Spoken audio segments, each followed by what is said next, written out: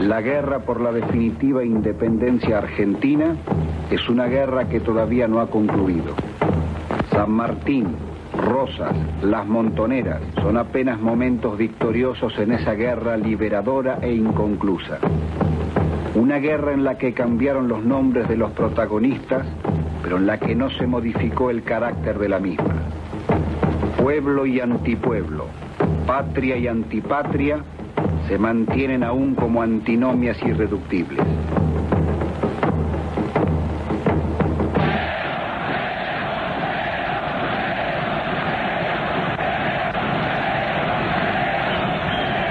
En los últimos años, la historia de esta lucha por la liberación nacional y social del pueblo argentino es la historia de un proceso revolucionario de características poco comunes. La historia de la revolución justicialista. Proceso que arranca en 1945 y se proyecta hoy hacia el futuro sin pausas ni interrupciones. Proceso nacional, popular y antiimperialista que reconoce solo a un gran protagonista, el pueblo argentino, y a un conductor, el general Perón.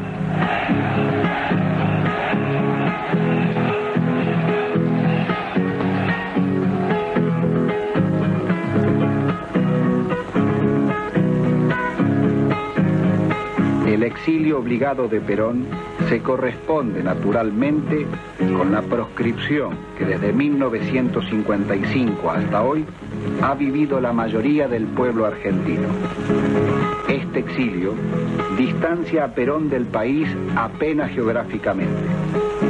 Pero Perón no es una circunstancia geográfica, sino un hecho histórico y político. Por ello es posible afirmar que, como tal, el general Perón nunca estuvo tan presente como hoy en lo interno del país. Y si la revolución justicialista sintetiza el actual proceso de la liberación argentina, Perón es a su vez la más alta síntesis de esta revolución.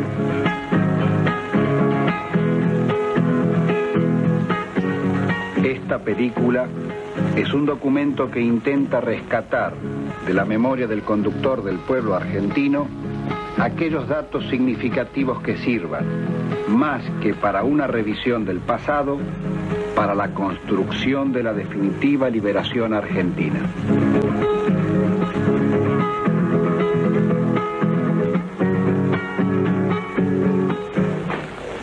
Bueno, general, estamos en Madrid, corre el año 71.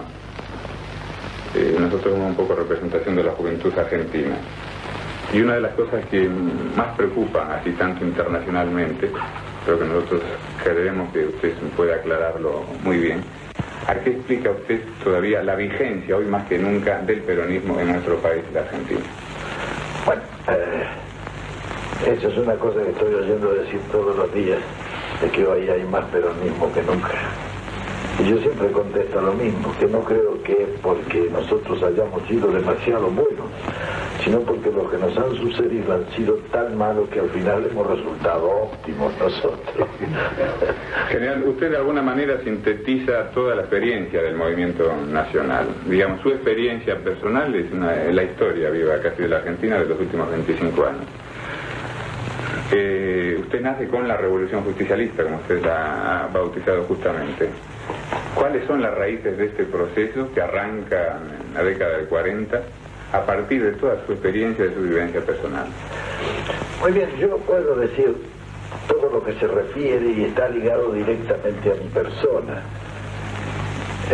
Toda la revolución justicialista yo la he vivido desde el comienzo, aunque indudablemente no soy yo solo el que ha hecho la revolución, como algunos creen y me echan la culpa, sino que son miles de personas que han intervenido. Lo que yo puedo hacer es decir cuál ha sido mi intervención y en qué sucesos he vivido yo la revolución justicialista. Con lo que indudablemente presentaré algunos aspectos que no son conocidos y que son interesantes porque en cierta medida yo he sido el ideólogo y el realizador de la revolución justicialista. Todo esto comienza con el año 1938. Yo había estado hasta el año 37 en Chile de agregado militar. Llegué al país de vuelta y fui destinado al Estado Mayor General del Ejército, a la División Operaciones. Allí estaba realizando el trabajo que realizan los oficiales de Estado Mayor en el Estado Mayor General. Y un día me llamaron del Ministerio de Guerra. Era ministro de Guerra en ese entonces el general don Carlos D. Márquez, uno de los generales más distinguidos que ha tenido nuestro ejército.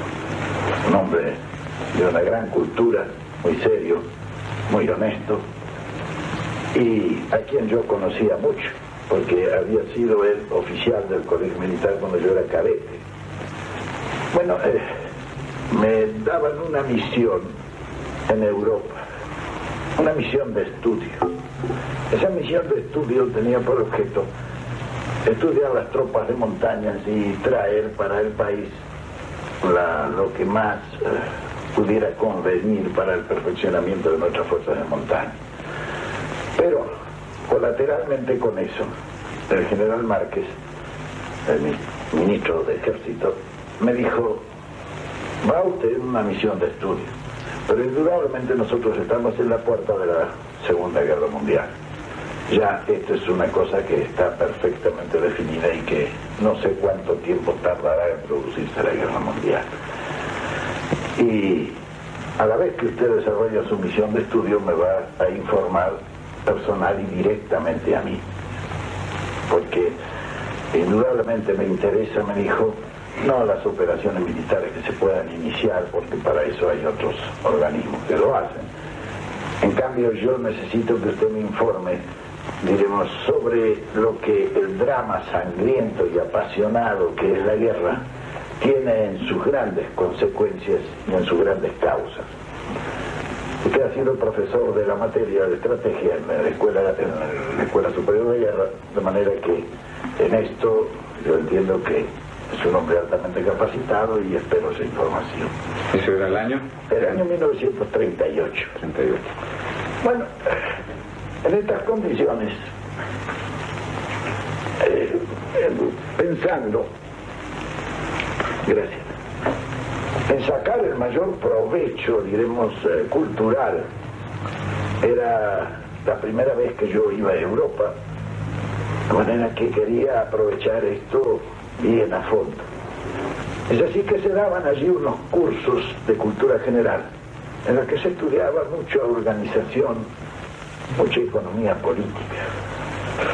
De modo que aproveché esos cursos. Yo había asistido como oyente a los cursos de la Facultad de Economía en la Argentina y francamente me habían embarullado demasiado. Siempre me ha gustado la economía política, pero allí todavía estaban con Adam Smith y todas esas cosas ya un poco pasadas del término en el año 38. Y entonces empecé a hacer viajes. Yo recorrí Alemania, recorrí Italia, recorrí Francia, visité toda la parte de sur de Rusia, suroeste de Rusia.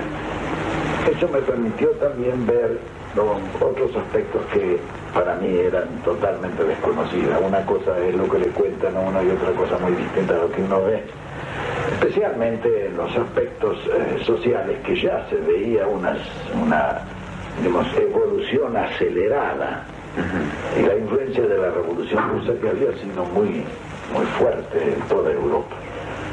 Ya se notaba esa evolución en marcha. Indudablemente toda esa evolución en marcha se detuvo desde el momento en que se declaró la guerra. Estando yo en Roma, asistí a la lunata final, donde declaró la guerra a Italia, y ya estaba toda Europa convulsionada y las operaciones habían comenzado en Polonia. Vi todos los Wochenschau alemanes que eran los documentales de la invasión de Polonia, y en consecuencia seguía perfectamente bien la guerra. Ya la guerra estaba en pleno desarrollo, había pasado el año 38, había pasado el año 39 y estábamos en el año 40 de la guerra, donde estaba toda la invasión alemana, etc. Bueno, ya para mí el problema personal estaba cumplido y también el de la misión que había recibido, lo tenía también cumplido, entonces pensaba en regresar al país en el mes de mayo de 1940.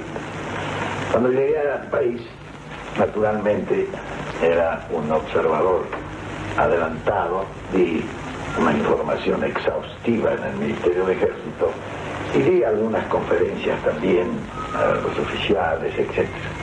Cuando yo terminé esas conferencias, indudablemente la gente creía que yo era comunista o socialista, ¿no? Por las ideas que traía, pero eran ideas que yo había recogido aquí en Europa frente a una evolución social muy acelerada que había caracterizado el periodo de preguerra. Claro, las guerras detienen la evolución. Ya una vez que se declaró la guerra, esa evolución en el orden social quedó en cierta medida muy detenida. Cuando llegué a Buenos Aires, estaba en plena alteración, diremos así, de las formas institucionales, había un poco de caos, estaba en el gobierno el doctor Castillo y ya se hablaba de elecciones para un futuro cercano. Esas elecciones, indudablemente ya, como se hacían las cosas en aquellos tiempos, estaban un poco amañadas. Ya sonaba para candidato de reemplazo el doctor Robustiano Patrón Costas. Tomé contacto nuevamente con algunos oficiales, sin ninguna otra intención que la profesional, hasta que un día se me presentaron allí un grupo de coroneles y me dijeron: esto no puede ser, aquí se va a hacer un fraude electoral y nosotros hemos escuchado todo lo que usted nos ha dicho sobre las cuestiones sociales y políticas de Europa y sus ideas fundamentales sobre estos problemas y no hemos perdido nuestro tiempo. Nosotros hemos organizado ya más o menos en el ejército la posibilidad de contar con el apoyo de jefes y oficiales del ejército para tomar el gobierno, dar un golpe de Estado e impedir estas elecciones que ya se preparan con un marcado fraude. Bueno, yo le dije: cuidado, yo creo que tenemos que andar continuo y despacio, porque eso de tomar el gobierno hay que pensarlo dos veces, porque tomar el gobierno para fracasar después en el gobierno, mejor no tomarlo.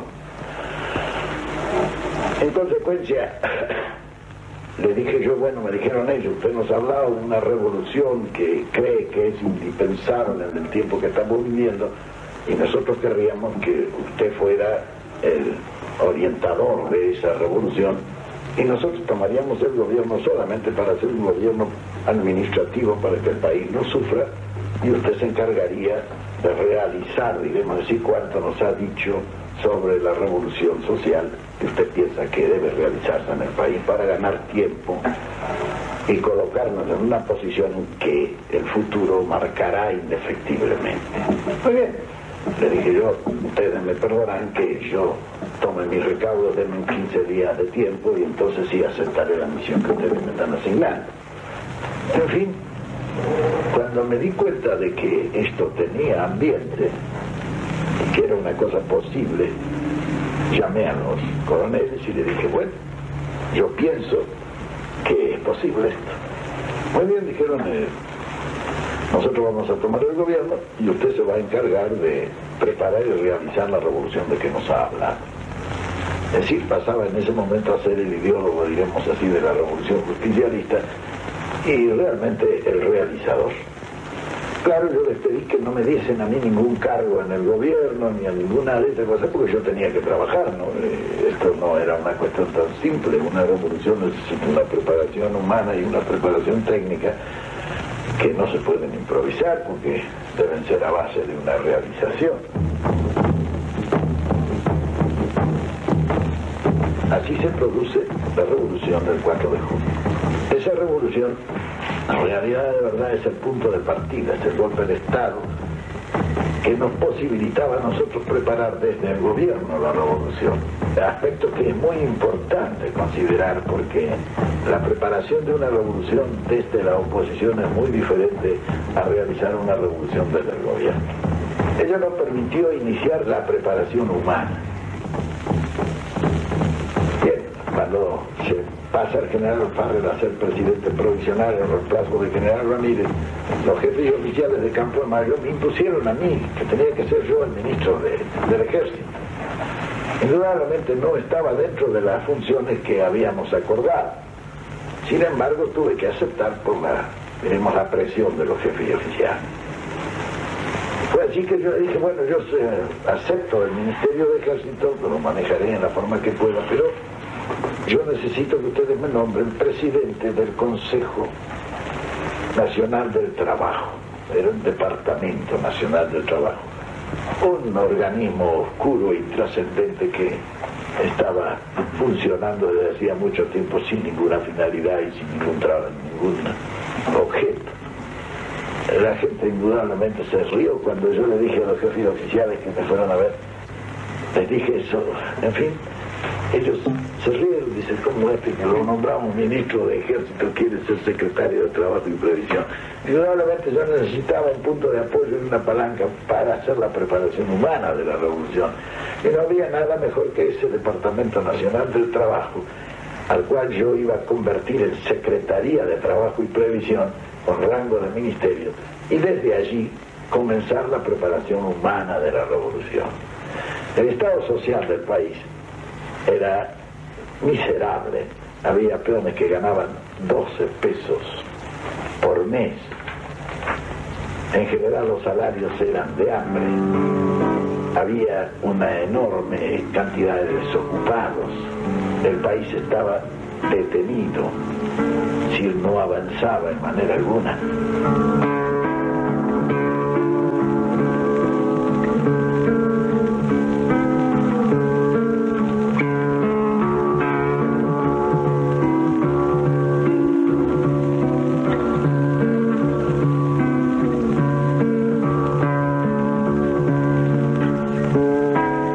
¿Qué violencia padecía el pueblo argentino como consecuencia de esa opresión oligárquico-imperialista?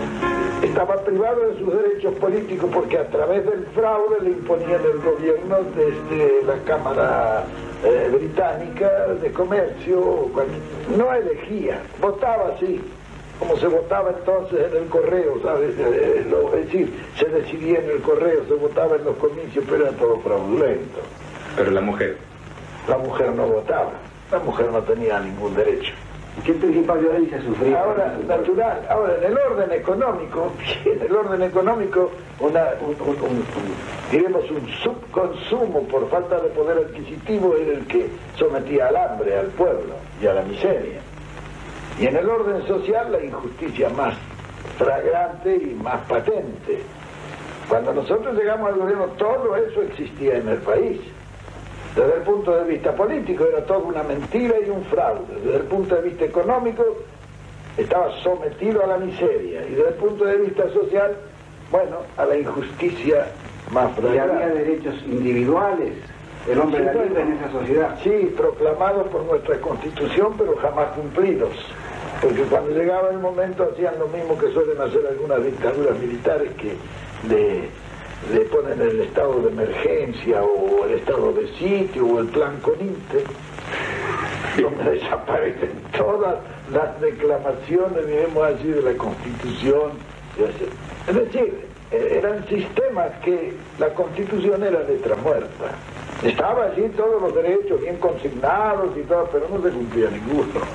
Y en el plano cultural, ¿cómo era esa situación? ¿Cómo se reflejaba esa situación de dependencia en el plano intelectual o cultural? Natural, que se progresaban, diremos, intelectualmente aquellos que tenían medios para poder costearse sus estudios. Los demás formaban, como decían los romanos, la mutum et turpe pecum.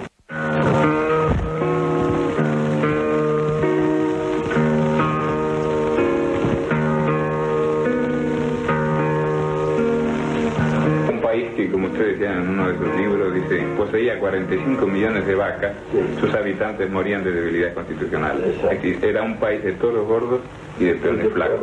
Exacto. Pero era el mismo país que, por ejemplo, Sir William Leguizamón, como se llamaba, sostenía, por ejemplo, muy orgulloso de que la Argentina es una de las joyas más preciadas de la corona de su graciosa majestad. Esa era la contradicción. Indudablemente, todo ese estado de cosas se debía exclusivamente a que el país era un país ocupado, era un país, una colonia del imperialismo británico en ese entonces. Y todos los servicios eran también británicos, algunos de ellos, como los teléfonos, eran de la ITT. Es decir, de los argentinos había poco en ese entonces en el país, y en consecuencia la suerte de los argentinos no era muy halagüeña. Indudablemente todo eso disponía para hacer un cambio en eso, ¿no? Pero las revoluciones las realiza un ideólogo y realizador y 100.000 predicadores. Esa era la preparación humana que nosotros debíamos realizar desde trabajo y previsión. Fue así que llegamos al trabajo y previsión y comenzamos a trabajar en eso. Hablábamos a la gente a medida que iba llegando, especialmente a la clase trabajadora, que indudablemente nos veía a nosotros con cierta desconfianza. Imagínense un coronel que caía allí del cielo, no era lo más propicio para que le hicieran caso y le creyeran, con la experiencia que el pueblo tenía de la acción de los militares.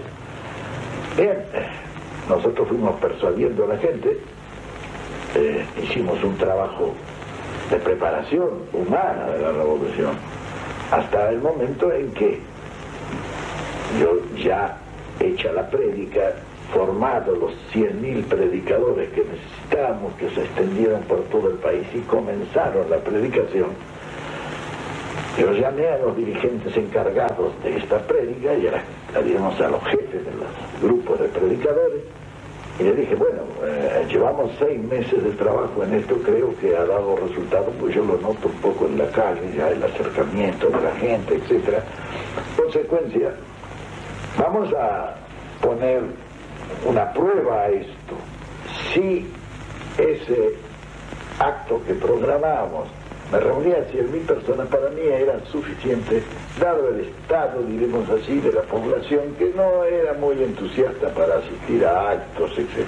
Bueno, eso era para mí la demostración que yo necesitaba para ver si toda la predicación que veníamos realizando desde hacía 6 meses tenía un efecto positivo en el pueblo, que es donde se prepara, diremos así, la revolución. La revolución es un hecho humano, hecho por los hombres, para los hombres, de manera que quizá lo más fundamental de una revolución es preparar la revolución en la mente y en el corazón de los hombres. Bueno, esa concentración dio más o menos unos 250.000, calculados por la policía, que en estos actos suele calcular o tiene la propensión de calcular corto. Bien, cuando yo tuve esa comprobación ya no tenía nada que esperar. Llamé a los jefes de equipo de prédica y les dije, bueno señores, ahora les toca a ustedes seguir con esto. Y yo pasé a fundar enseguida el Consejo Nacional de Posguerra, que era el organismo que debía encargarse de la preparación técnica de la revolución.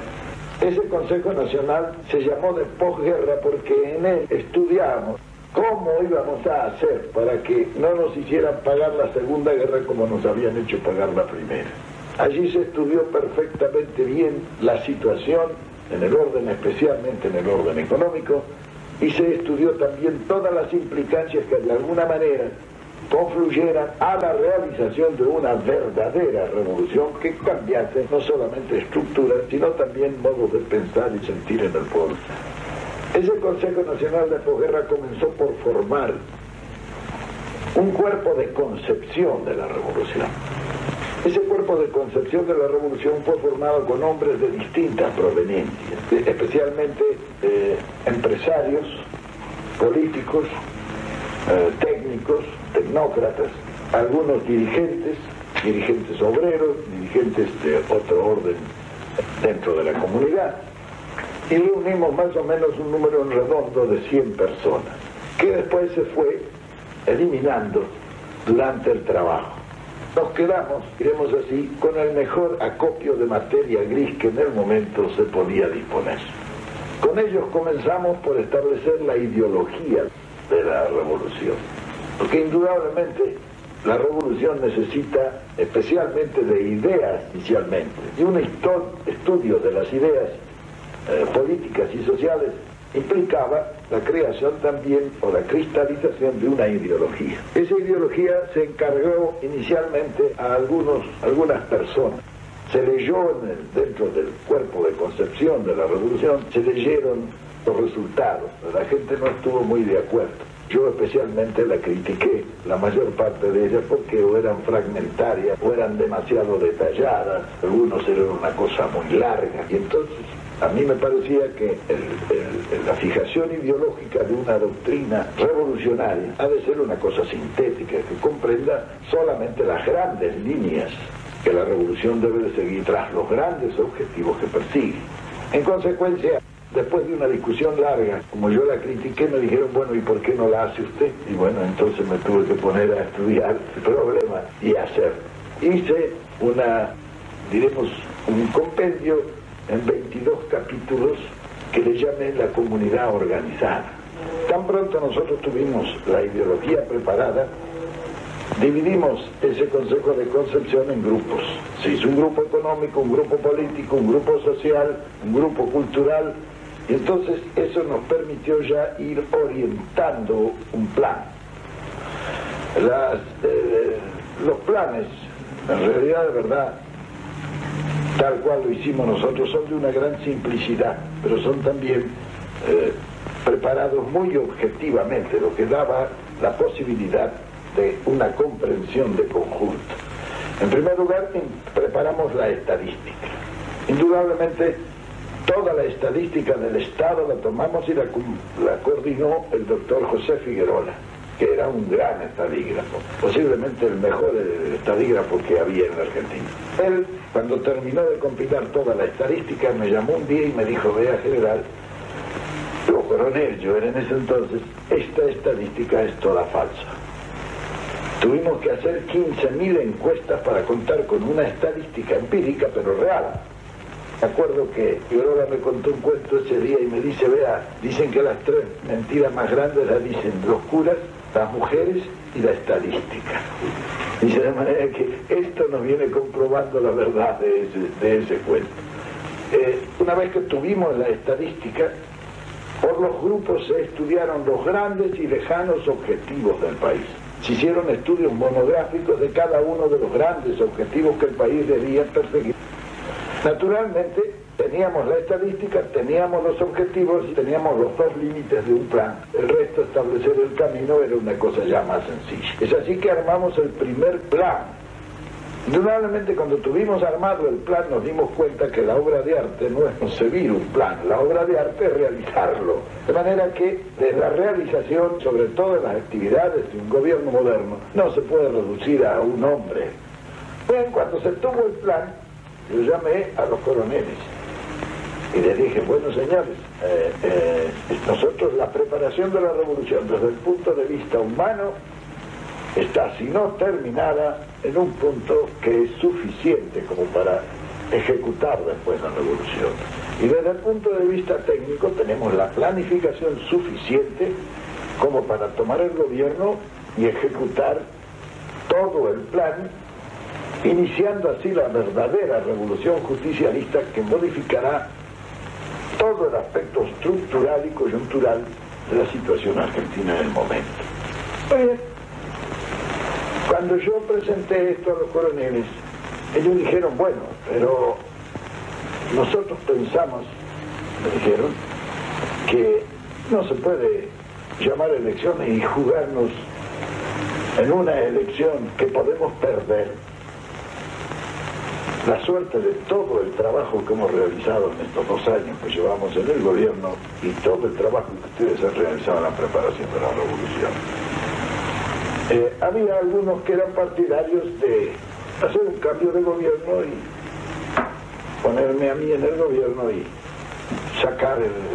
terminar el gobierno provisional sin elecciones. Bien, yo no estuve de acuerdo con eso.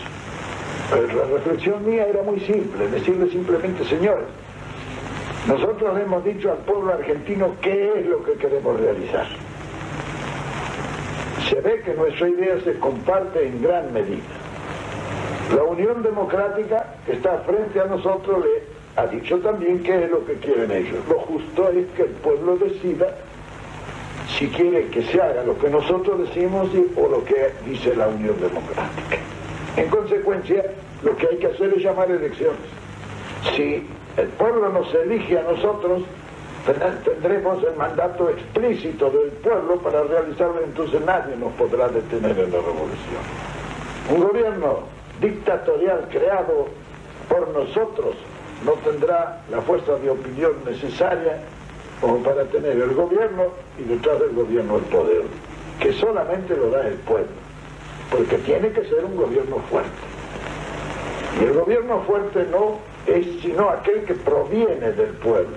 El gobierno militar es un gobierno de fuerza, no es un gobierno fuerte, es un gobierno de fuerza. El gobierno fuerte, el único gobierno fuerte es el que emerge del pueblo, que trae el mandato de todo el país.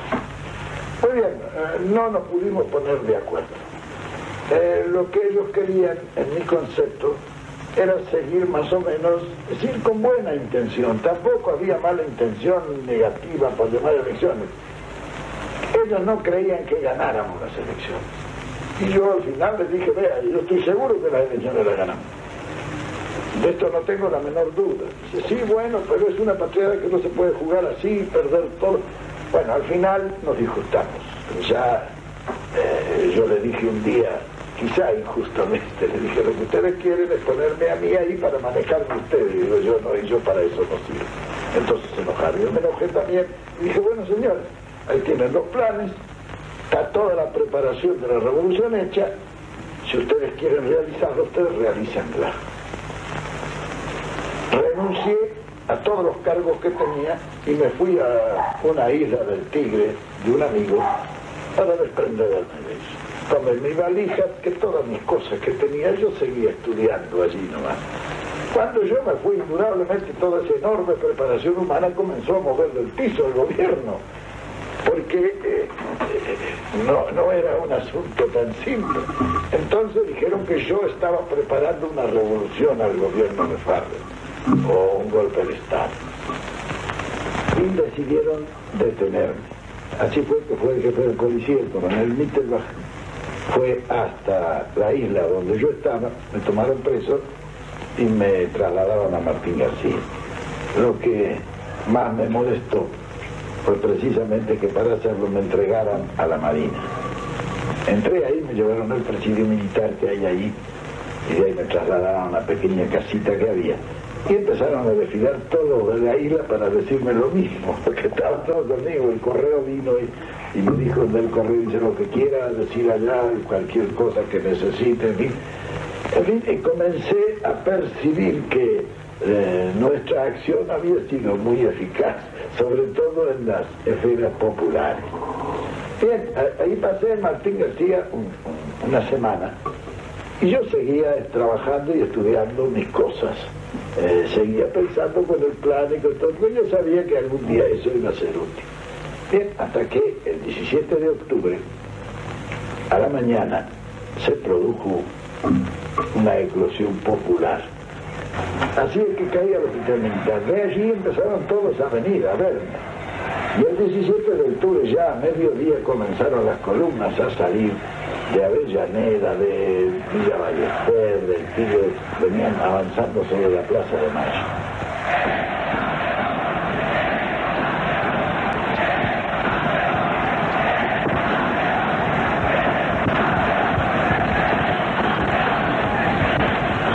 ¿Usted cómo vivía personalmente todo eso? ¿Cómo? Bueno, en el hospital militar decía, ¿Se sentía así? Me informaba todo el mundo. Bueno, yo tranquilo porque estaba viendo cómo se producían las cosas y sabía perfectamente que un gobierno militar, como le digo, es fuerte, sí, pero es frágil, porque está un poco funciona en el aire. Y sabía que en un momento cualquiera podía ser crisis y venirse abajo el gobierno, como efectivamente sucedió ante la acción popular del 17 de octubre. Muy bien, me vinieron a buscar al hospital militar y me llevaron a la casa de gobierno. En la casa del gobierno me encontré con el general Farrell, sus ministros, estaban los generales, Y me acuerdo que el general Farrell me dijo, bueno, pero dígame una cosa, ¿y qué es lo que cree usted que hay que hacer? Le dije, pero mi general, llama a las elecciones, ¿qué están esperando ustedes para llamar a elecciones? Yo creo que ya el gobierno provisional ha cumplido perfectamente con su misión, se ha preparado ya toda una acción futura y se le ha enterado al pueblo qué es lo que nosotros queremos hacer. Sabe también qué es lo que quiere hacer la Unión Democrática, entonces qué se llama nosotros. Si nos eligen a la Unión Democrática, allá ellos, el pueblo se habrá, diremos, buscado su propio destino. Y si nos eligen a nosotros, bueno, tendremos la fuerza de realizar lo que venimos pensando. El general Farrell estuvo totalmente de acuerdo conmigo, y entonces él nomás allí me dijo, bueno, perfectamente, llamamos a elecciones. Llamamos, y se miró así un poco al costado, dijo, llamamos en 3 meses. Uno de atrás le dijo, no, los padrones, que se bueno, ¿cuánto? Dijo 6 meses. En 6 meses a elecciones, dijo Farrell. Yo me paré y le dije, bueno, mi general, palabra de honor, nos dimos la mano. Y bueno, le digo, me voy. Entonces dijo, déjese de embromar, venga, estos locos nos van a quemar la casa del gobierno, salga al balcón y háblale para que se vaya. Bueno, efectivamente, salí al balcón.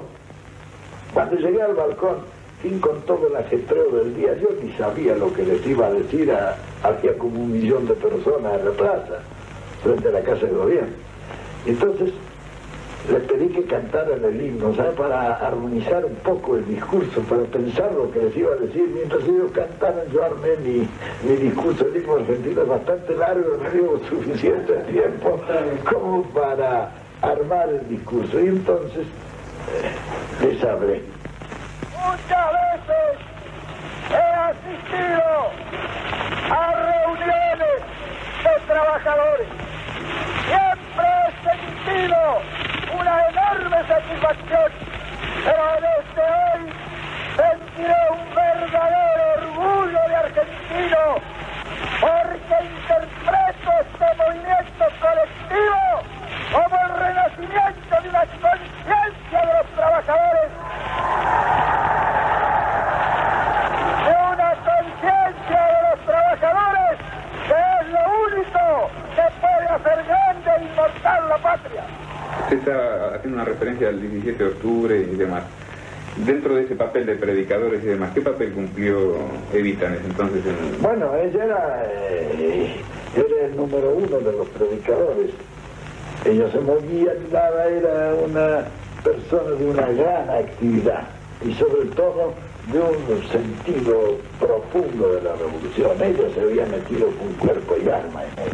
Ella salió a la calle, recuerdo, le pegaron en la calle, tuvo una cantidad de incidentes, que siguió adelante. Parece que actuó en el 17 de octubre. Sí, claro.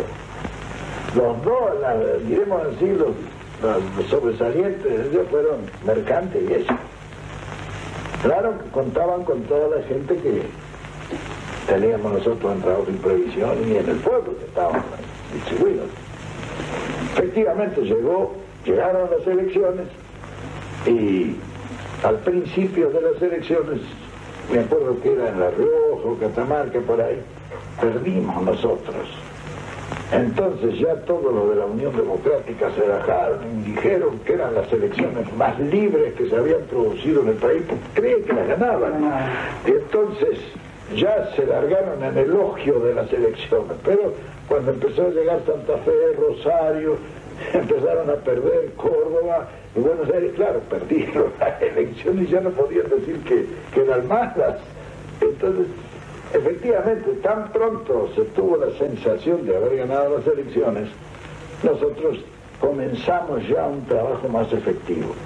Frente al problema que se nos había presentado, después de haber estudiado 3 años intensamente toda la planificación para la realización de la revolución justicialista, cuando nos eligieron nos quedaba un margen de 3 o 4 meses para la preparación inmediata del gobierno.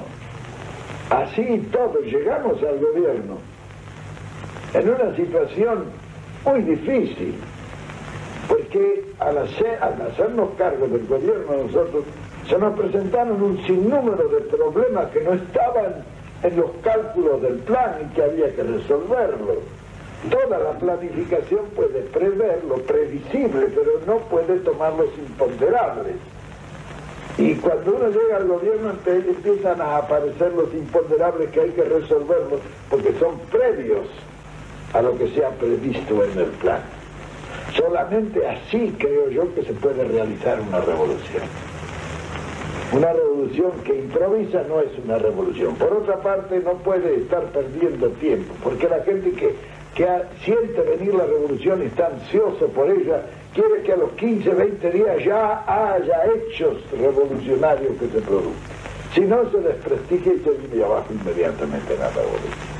La verdad que era, digamos, la primera ruptura grande a aquella conciencia colonial todavía existente en Argentina, un poco la continuidad del viejo proyecto colonizador mitrista, digamos, liberal mitrista. Exacto. ¿Qué significaba entonces, general, aquel grito de aquella época, Braden o Perón?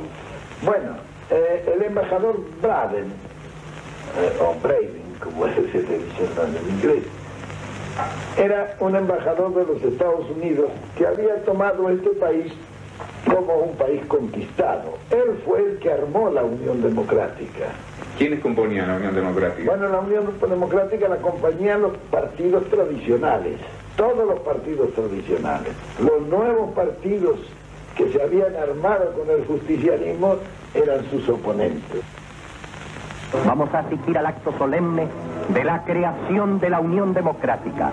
Habla en la asamblea el representante del Partido Comunista, don Rodolfo Scioldi. El pueblo votará la fórmula que surja de la Unión Democrática. ¿Por qué? Primero, ella significará la normalización constitucional y la pacificación democrática de los argentinos. Y segundo, el programa que la obligue será una garantía para el progreso de la nación y el bienestar del pueblo. Votando por esa fórmula, el pueblo derrotará al eje nazi-fascista en la República Argentina. Por el Partido Demócrata Progresista, el doctor Díaz Arán. El Partido Demócrata Progresista viene sosteniendo desde mucho tiempo atrás la necesidad de unir las fuerzas democráticas para recuperar, mediante la acción común, la normalidad constitucional y la plenitud del régimen democrático avasallado por la dictadura.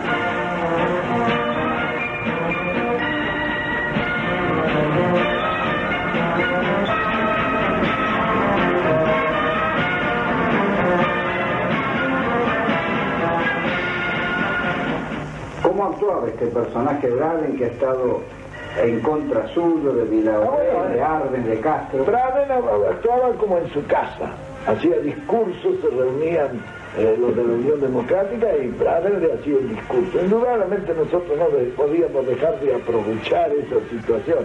Por eso cuando me proclamaron a mí presidente fue cuando yo dije, el pueblo tendrá que elegir o Braden o Perón. Ese fue, digamos así, un eslogan que se expandió enseguida por toda la República. Indudablemente fue un gran acierto. Y yo a Braden quizás le tuviera que levantar un monumento en la Argentina, fue el que más nos ayudó para ganar las elecciones, con su conducta y con su intervención abierta y descarada dentro del panorama político argentino.